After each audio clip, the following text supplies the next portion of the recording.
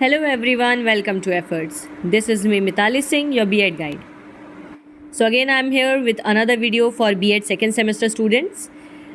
हम इससे पहले पढ़ रहे थे edu B.Ed 109A fundamentals of inclusive education के यूनिट्स को, जिसमें से हमने यूनिट 1, 2, 3, 4 कंप्लीट कर लिया था and this is the video for the 5th unit, जो कि है various types of special learners.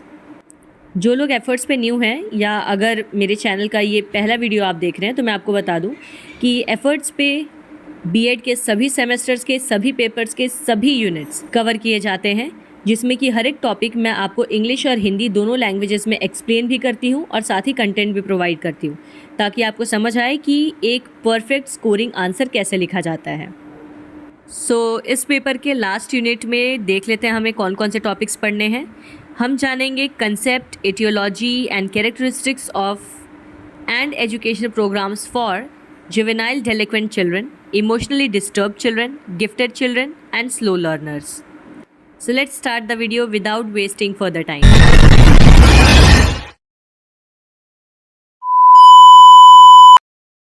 I'm Captain Jack Sparrow.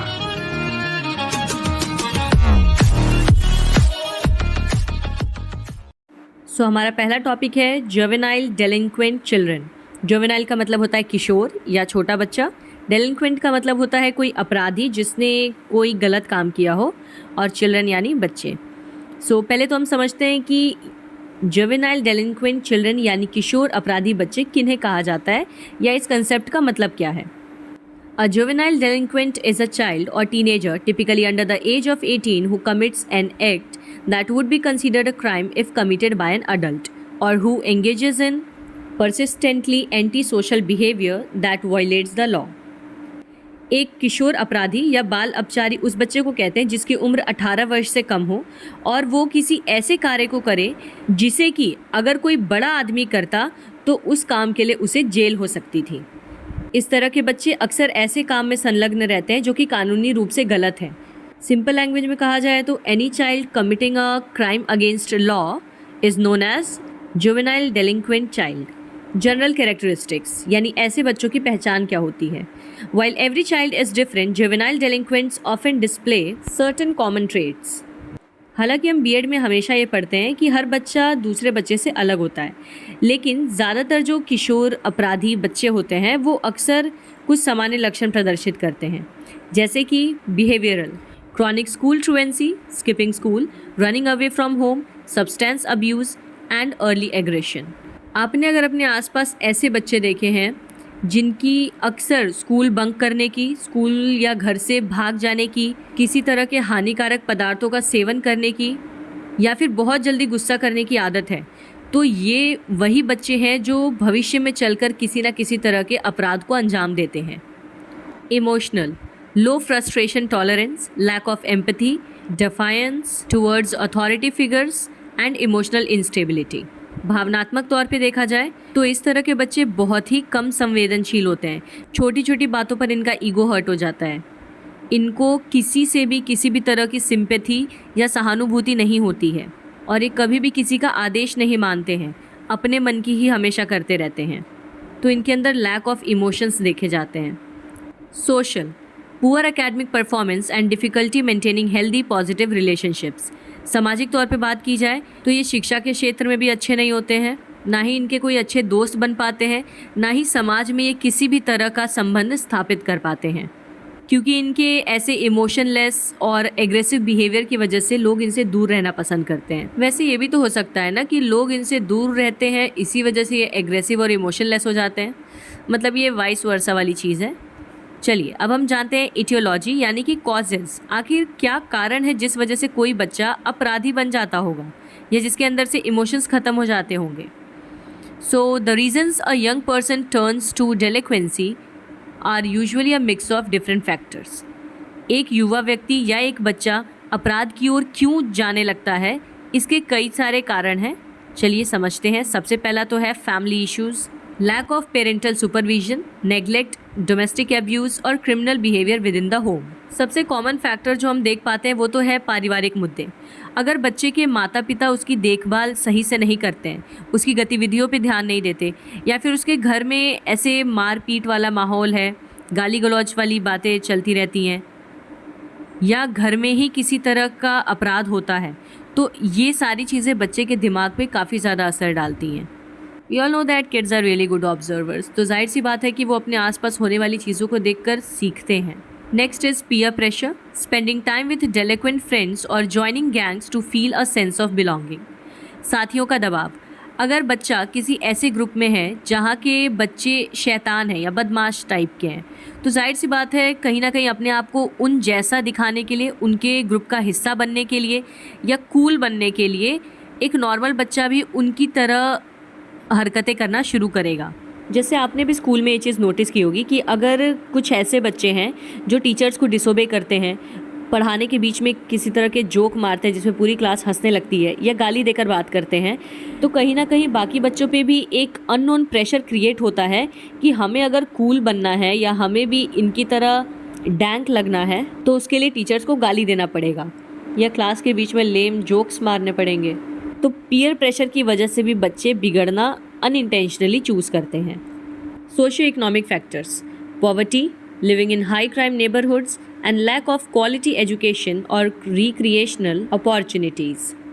सामाजिक आर्थिक कारण, अगर बच्चा ऐसे माहौल में रहता है जहाँ पे उसे बचपन से गरीबी देखने को मिली है, या उसके अड़ोस पड़ोस में हमेशा अपराध होते रहते हैं, या उसे गुणवत्तापूर्ण शिक्षा नहीं मिलती है, इन सब कारकों की वजह से भी बच्चा अपराधी बन जाता है। Psychological factors, unaddressed mental health issues, trauma, लो सेल्फ एस्टीम और हाई इम्पल्सिविटी। अगर बच्चा अंदर ही अंदर किसी अनसुलझे हुए मानसिक तनाव से जूझ रहा है, उसकी बात को कोई सुनता नहीं है, उसकी फीलिंग्स को वो एक्सप्रेस नहीं कर पा रहा है, या बचपन का किसी तरह का ट्रॉमा है, या फिर वो छोटी छोटी चीज़ों पे चिढ़ जा रहा है, और ऐसे केस में पेरेंट्स उस बच्चे की बात को ध्यान से सुनने की जगह, उसे समझने की जगह उस पर भड़क जाते हैं, उसे मारते पीटते हैं या उसकी इन हरकतों से इरिटेट होने लगते हैं, तो कहीं ना कहीं ये सभी चीज़ें उस बच्चे को अपराधी बनने पे मजबूर करती हैं।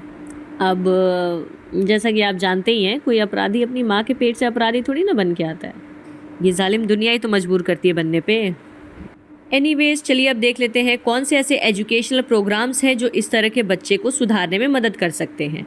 शैक्षिक कार्यक्रम, instead of harsh punishment, modern approaches focus on correcting behaviour through tailored educational and support programmes. हम अक्सर ऐसे बच्चों को सुधारने के लिए उन्हें पनिशमेंट देना ज़रूरी समझते हैं, बट इसका बिल्कुल ऑपोजिट है। आप अगर किसी इस तरह के बच्चे से बहुत ही पोलाइटली बिहेव करेंगे ना, तो उसे सुधारना आसान होगा as compare to giving him और हर पनिशमेंट। तो इसी तरह की कुछ टीचिंग मेथोडोलॉजीज जान लेते हैं हम कि अगर आपको कभी ऐसे बच्चे से डील करना पड़े तो आप क्या कर सकते हैं। Remedial and vocational education, helping youths catch up academically and teaching them practical job skills, example carpentry, IT, mechanics, so they have future career options. जैसा कि हमने कॉजेज़ में पढ़ा कि कई बार बच्चे गरीबी की वजह से भी अपराध को चुनते हैं, तो इस तरह के बच्चों को हम वोकेशनल एजुकेशन सिखा सकते हैं जिससे कि वो बड़े होकर अपना पेट पाल सकें या अच्छी खासी इनकम कमा सकें, जैसे कि कारपेंट्री, IT या फिर mechanics. Counselling and therapy, Cognitive Behavioral Therapy CBT, to help them understand the consequences of their actions, manage anger and develop better coping mechanism. परामर्श और थेरेपी, संज्ञानात्मक व्यवहार थेरेपी जिसे कि CBT कहते हैं। इस थेरेपी में हम बच्चों को उनके किए जाने वाले कार्यों का परिणाम समझा सकते हैं। हम उन्हें बता सकते हैं कि अगर तुमने ये गलत काम किया तो तुम्हारे साथ ऐसा हो सकता है जिसकी वजह से तुम्हारी लाइफ बर्बाद हो सकती है। तो हम उन्हें अपने गुस्से को कंट्रोल करना सिखा सकते हैं। किसी भी काम को करने से पहले हम उन्हें उनके परिणामों के बारे में समझा सकते हैं ताकि वो सोच समझकर हर फैसला लें। Value based education, teaching moral values, social responsibility and empathy through group activities and community service. हम बच्चों को मूल्य आधारित शिक्षा दे सकते हैं जिसमें कि हम उन्हें बाकी बच्चों के साथ बिठाकर नैतिक मूल्यों के बारे में, सामाजिक जिम्मेदारियों के बारे में, एक दूसरे के साथ सहानुभूति रखने के बारे में सिखा सकते हैं जिससे कि उनके अंदर इमोशंस डेवलप हों। Parental and family counselling, involving families in the rehabilitation process to build a supportive stable home environment.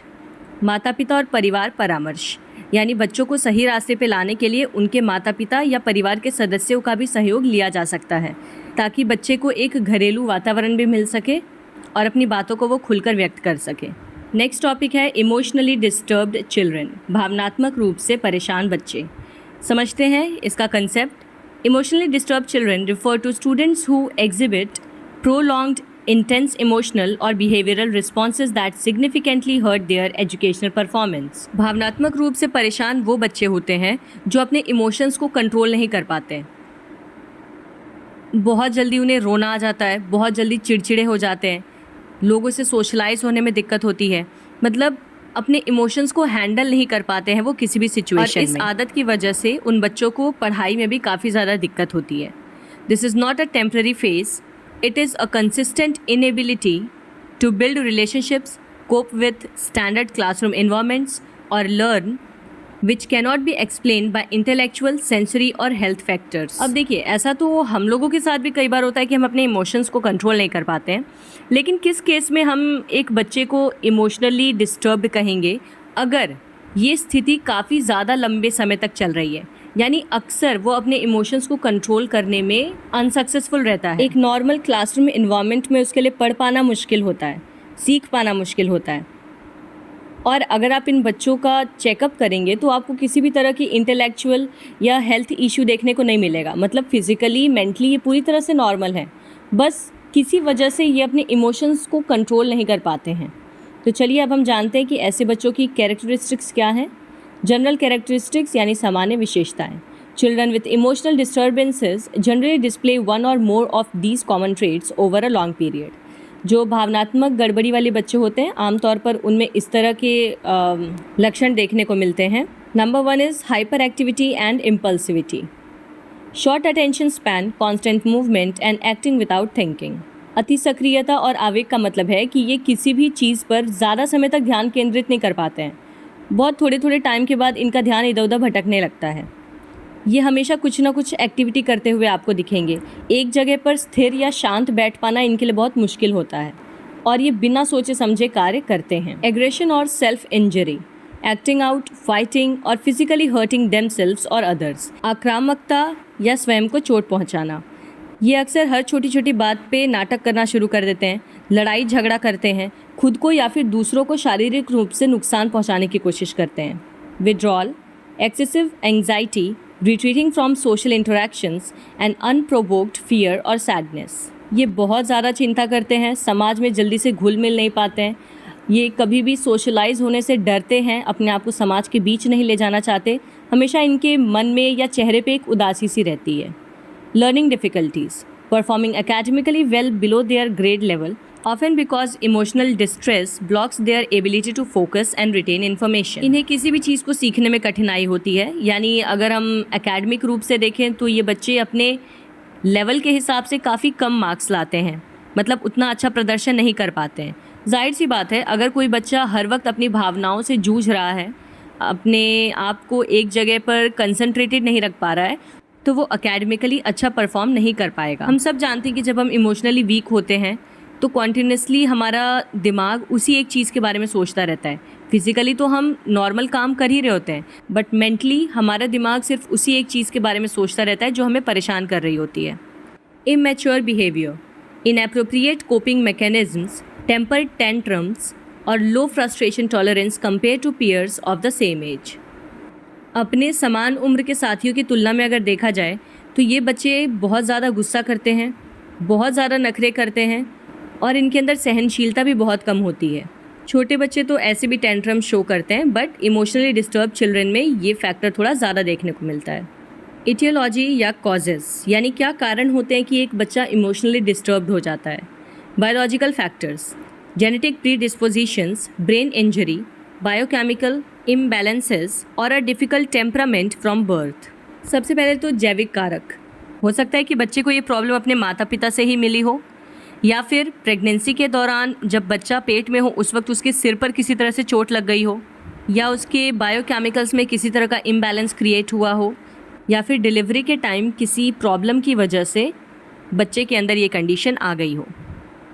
Environmental and family factors, exposure to severe stress, erratic और abusive parenting, neglect, poverty और unstable home environments। Genetics के अलावा जो दूसरा factor है वो है पर्यावरण या पारिवारिक कारक। अगर बच्चे को घर में काफ़ी ज़्यादा तनाव महसूस होता है, उसके घर में काफ़ी ज़्यादा अपमानजनक बातें की जाती हैं, माता पिता उसका पालन पोषण सही तरह से नहीं करते, काफ़ी गरीबी का माहौल उसके घर में रहता है, या बचपन से उसने बहुत ही अस्थिरता अपने घर में देखी है, तो ये सभी चीज़ें भी उस बच्चे को इमोशनली डिस्टर्ब्ड बना देती हैं। School factors: history of academic failure, lack of supportive peer relationships और rigid unaccommodating school structures. School कारक भी होते हैं कई सारे, जैसे कि हिस्ट्री ऑफ एकेडमिक फेलियर का मतलब है कि मान लीजिए बच्चा बहुत टाइम से फेल होते आ रहा है, कई क्लासेस में उसके मार्क्स काफ़ी कम आ रहे हैं, वो चीज़ भी उसको इमोशनली डैमेज करती है। उसके दिमाग में ये चीज़ बैठ जाती है कि मैं शायद कभी पास नहीं हो सकता या अच्छे मार्क्स नहीं ला सकता या ला सकती। उसके अलावा जो उसके साथ पढ़ने वाले बच्चे हैं वो भी उसको काफ़ी ज़्यादा अपने आप से अलग ट्रीट करते हैं, उसके साथ अच्छा व्यवहार नहीं करते, काफ़ी कठोर होते हैं। और स्कूल का स्ट्रक्चर जिसमें कि एक स्ट्रिक्ट रूल डिसिप्लिन फॉलो किया जाता है, उसकी वजह से भी बच्चा अपने आप को एक्सप्रेस नहीं कर पाता और इमोशनली डिस्टर्ब्ड हो जाता है। नाउ लेट्स सी ऐसे बच्चों के लिए किस तरह के एजुकेशनल प्रोग्राम्स हम इम्प्लीमेंट कर सकते हैं।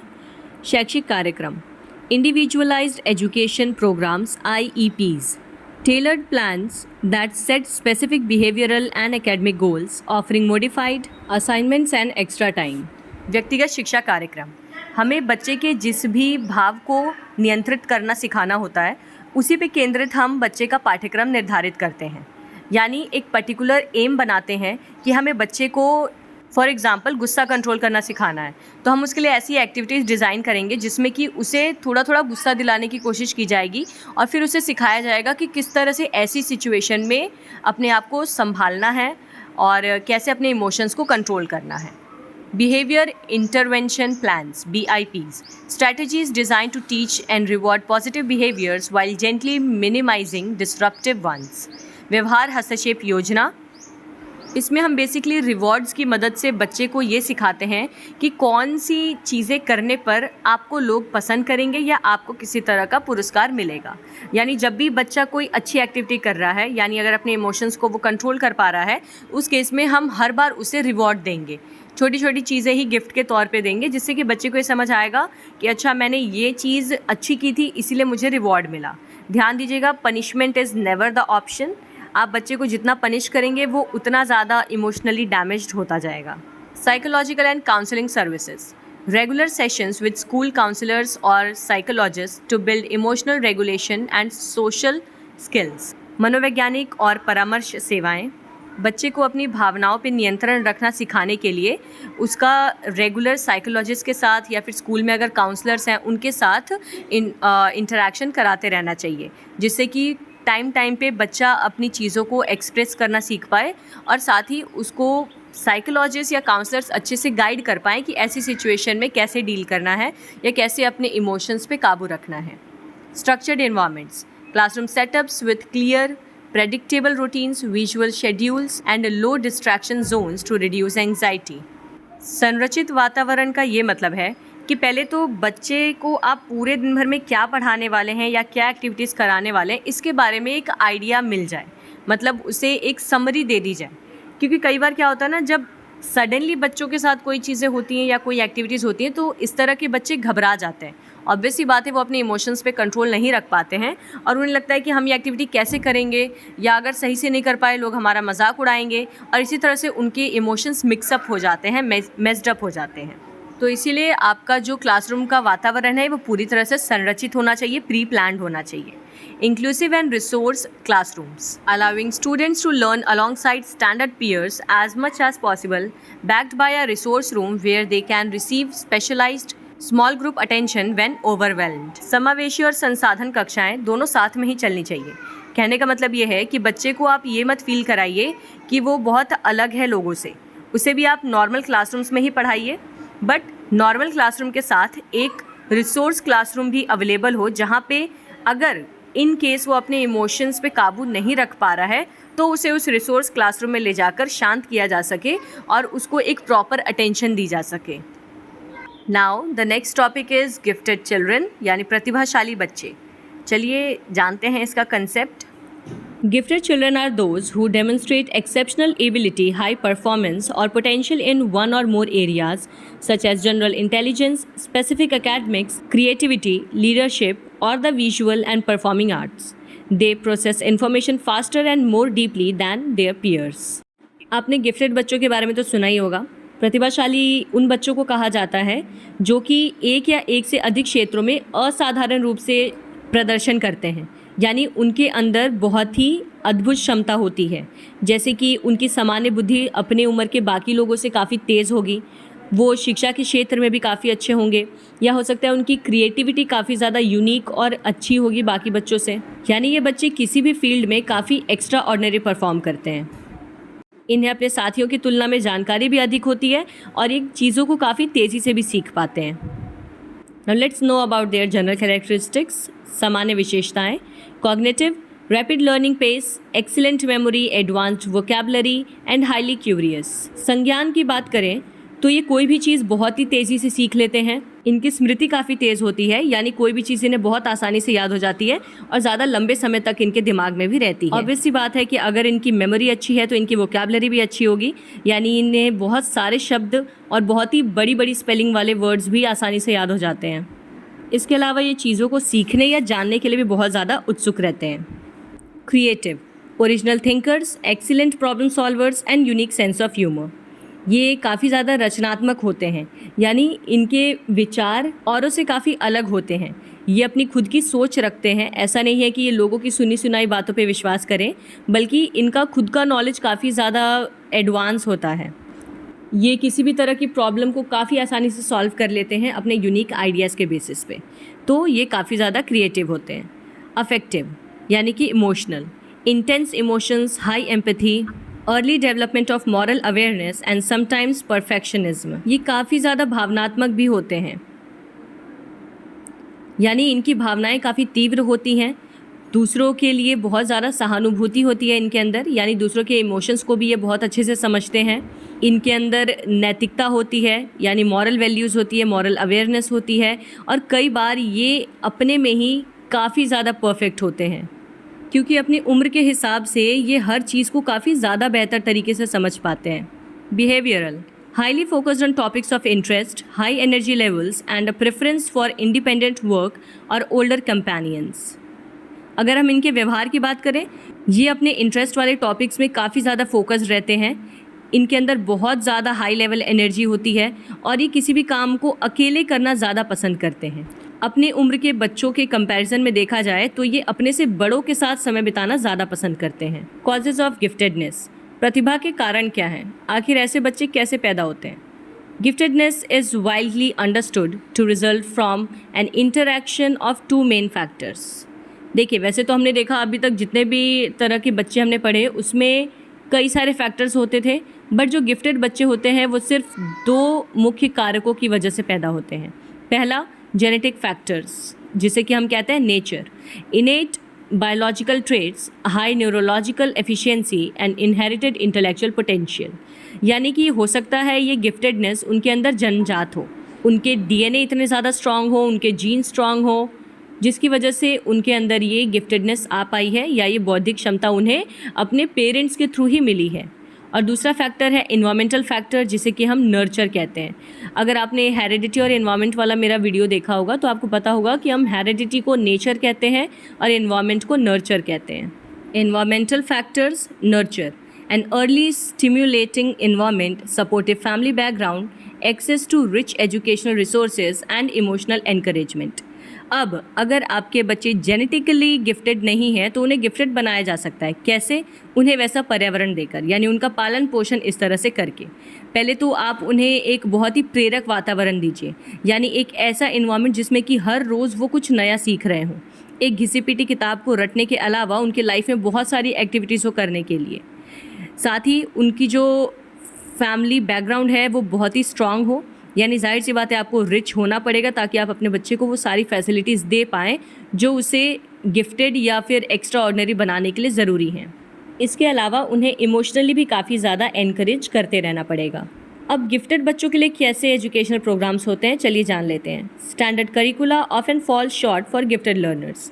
इफेक्टिव एजुकेशनल इंटरवेंशंस इंक्लूड ज़ाहिर सी बात है कि जो नॉर्मल करिकुलम पढ़ाया जाता है वो प्रतिभाशाली बच्चों के लिए काफ़ी नहीं है, इसीलिए इनके लिए थोड़ा सा अलग पाठ्यक्रम डिज़ाइन करना पड़ता है। सबसे पहले तो है acceleration, allowing students to skip grades, take advance subjects early और progress through material at a faster pace. पहले तो ज़रूरी है कि आप छात्रों को उनके लेवल के ग्रेड में ज़बरदस्ती पढ़ाना बंद करें।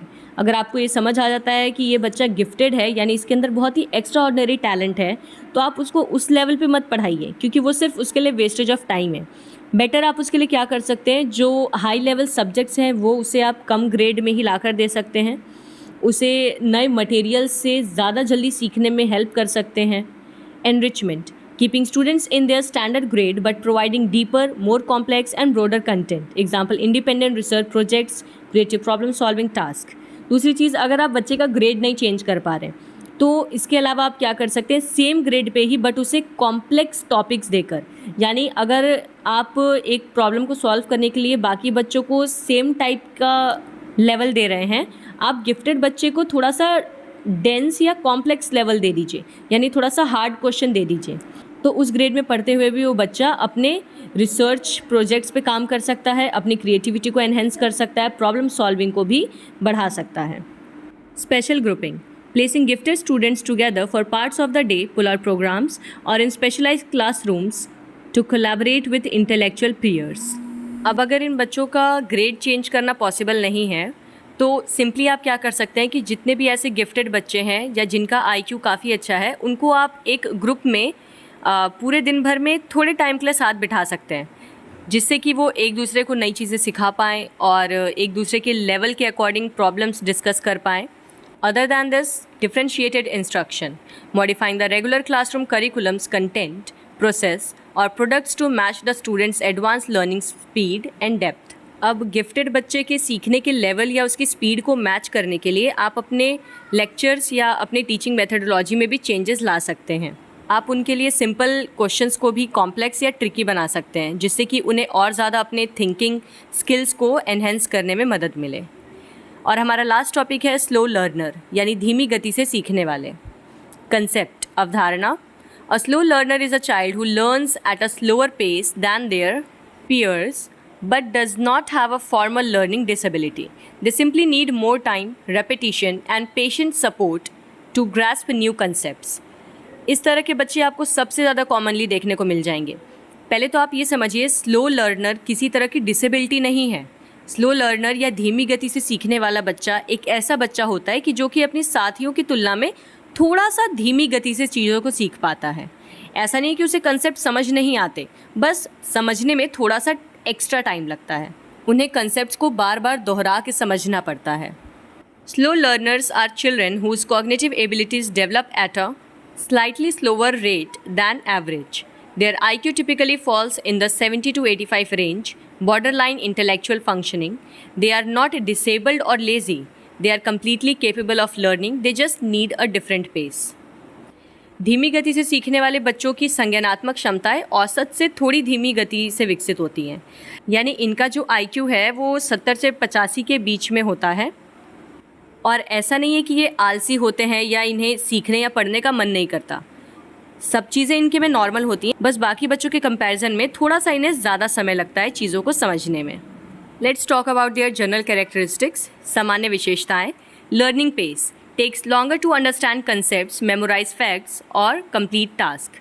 सीखने की गति, ये तो सबसे पहली पहचान है इनकी कि किसी भी अवधारणा को समझने में, तथ्यों को याद रखने में या फिर किसी कार्य को पूरा करने में इन्हें सामान्य से थोड़ा सा अधिक समय लग जाता है। Short attention span, struggles to stay focused on a single task for long periods. अल्प ध्यान अवधि, यानी कि लंबे समय तक किसी भी एक कार्य पर अपना ध्यान केंद्रित करने में इन्हें काफ़ी ज़्यादा संघर्ष करना पड़ता है। बहुत जल्दी जल्दी इनका ध्यान इधर उधर भटकने लगता है। Poor memory, easily forgets what they just learned, requires frequent repetition. इनकी याददाश्त भी थोड़ी सी कमज़ोर होती है, यानी कि अगर इन्हें आप चीज़ें बार बार रिपीट नहीं करा रहे हैं तो ये बहुत ही आसानी से चीज़ों को भूल भी जाते हैं। तो केवल इन्हें थोड़ा थोड़ा टाइम पे ना जो भी आपने कंसेप्ट्स पढ़ाए हैं उसे रिपीट कराने की ज़रूरत होती है। Language and communication, may have a limited vocabulary और डिफ़िकल्टी एक्सप्रेसिंग कॉम्प्लेक्स आइडियाज़। भाषा और संचार, जाहिर सी बात है इन्हें चीज़ें ज़्यादा याद नहीं रहती, इसी वजह से इनकी जो शब्दावली है यानी वोकैबलरी उसमें भी काफ़ी कम शब्द होते हैं, जिस वजह से ये अपने आइडियाज़ को बहुत ही अच्छी तरह से एक्सप्रेस नहीं कर पाते हैं। Social emotional can suffer from low self esteem और frustration because they feel they are falling behind. सामाजिक या भावनात्मक बात करें हम अगर, तो जाहिर सी बात है इनके अंदर काफ़ी आत्मसम्मान की कमी होती है। ये काफ़ी जल्दी हताश हो जाते हैं, इन्हें ऐसा लगता है कि हम बाकी बच्चों की स्पीड के अकॉर्डिंग नहीं चीज़ें सीख पा रहे हैं, तो इसलिए हम पढ़ने में अच्छे नहीं हैं या उनसे कमज़ोर हैं। एटियोलॉजी कॉजेज़ यानी अब स्लो लर्नर के कॉजेज़ क्या हैं? बायोलॉजिकल जेनेटिक इनहेरिटेड ट्रेट्स और slight delays in brain development. कई बार ये या तो बच्चे को वंशानुगत मिला है यानी जेनेटिक्स के थ्रू, या फिर उनका ब्रेन काफ़ी स्लो डेवलप करता है। Environmental lack of early mental stimulation, poor nutrition और emotional stress at home. Again वही चीज़ें देखिए, आपको जेनेटिक्स और इन्वायरमेंट ये दोनों चीज़ें तो लगभग हर किसी में सेम मिल जाएंगी। तो अगर बच्चे का जो पर्यावरण है, उसके परिवार का माहौल, वो सब अगर सही नहीं है या उसे ख़राब पोषण मिल रहा है, तो इन सब वजहों से भी बच्चे स्लो लर्नर बन जाते हैं। Medical factors premature birth, frequent childhood illness और mild hearing vision issues that delay early learning.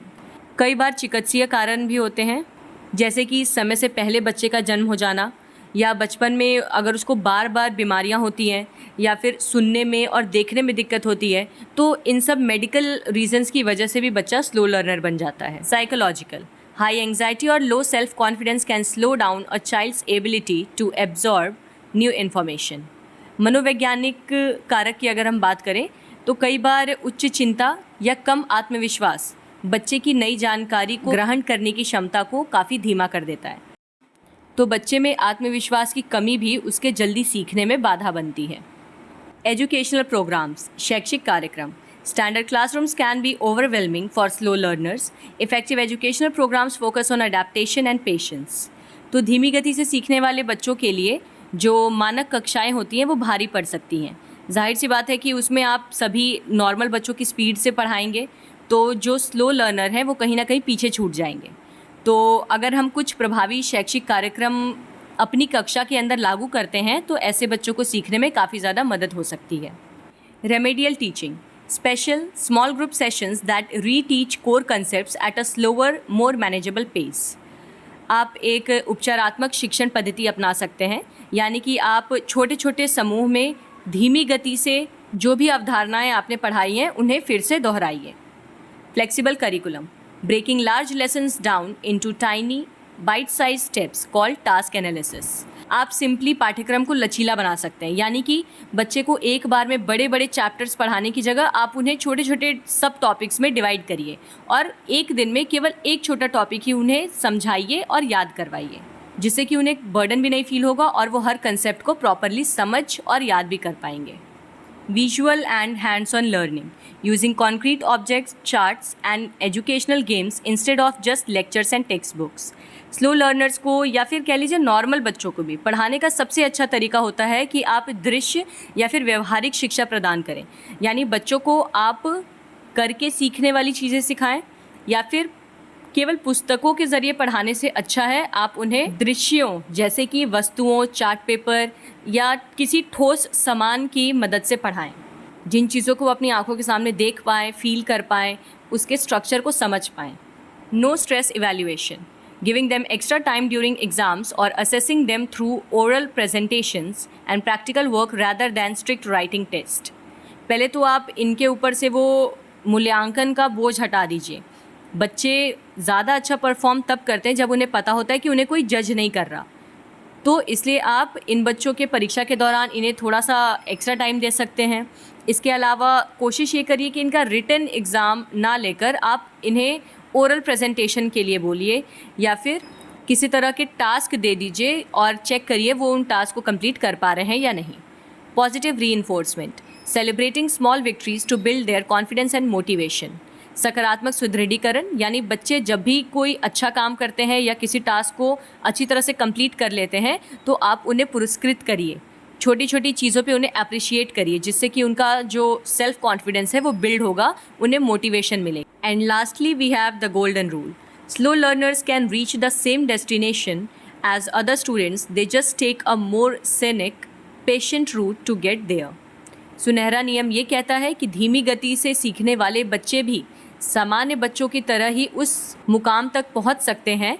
बस उन्हें पहुंचाने के लिए हमें बहुत ज़्यादा धैर्यपूर्ण मार्ग को चुनना होगा. सिंपल भाषा में कहें तो patience is the key. So that is it for today. और इसी के साथ हमारा पेपर एडू BEd 109A ख़त्म होता है. ये इसका लास्ट यूनिट था. मिलते हैं अब अगले पेपर के अगले यूनिट के साथ. Till then take care and bye bye.